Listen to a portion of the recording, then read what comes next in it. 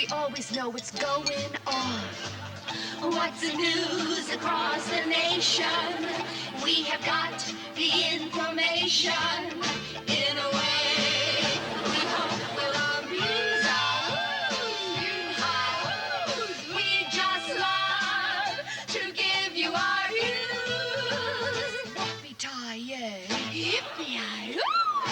Giddy-up, Pink. La-da-dee-da.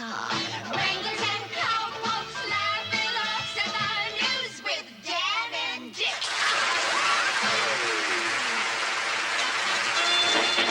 In news, with astronauts flying in something new, oil tankers sailing under full crew, racing cars driving as though they flew, and Mayor Yorty running out of the blue. And here's Dick Martin with the present news. Larry Laurent, head of the CIA's Ultra-Secrecy Division, made a report to Congress today in which he declared the secrecy operation is a total success. During the 5 years I have been functioning as chief, I haven't even been able to find my office. Certainly works well. Earl Scheib announced today he will run for governor of California on the ecology ticket with the slogan, "I will paint this state green for only $29.95. I think that's nice of him. That's white of him, I'd say. You might say. Good luck to you. Once again, oh well. Once again, science has developed another time-saving device. A major company in Philadelphia announced today they have invented plastic fertilizer for AstroTurf. Now here's Dan with the future news.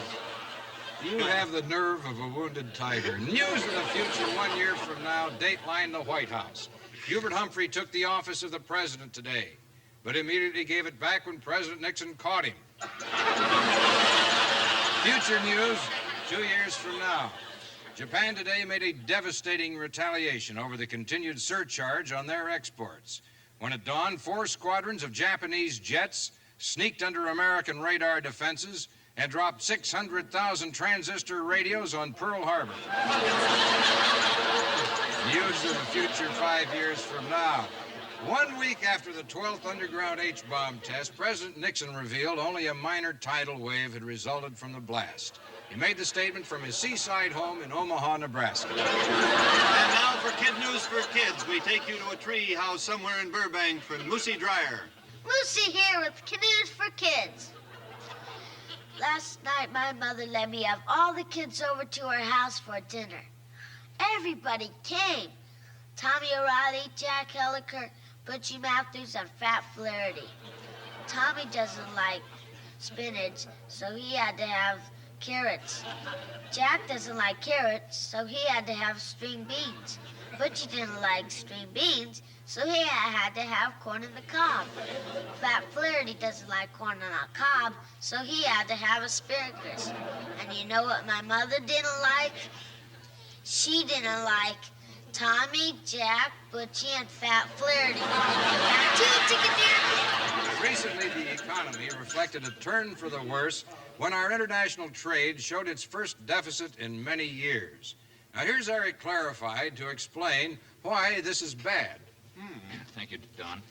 The balance of trade now reflects the amount that we import compared to the amount we export. Now, if we import more than we export, our harbors will have more ships coming in, than going out. Now, this then causes a severe jam of ships due to the fact that it is very difficult to direct this traffic because how long can a policeman stand on water? And your mother wears army boots.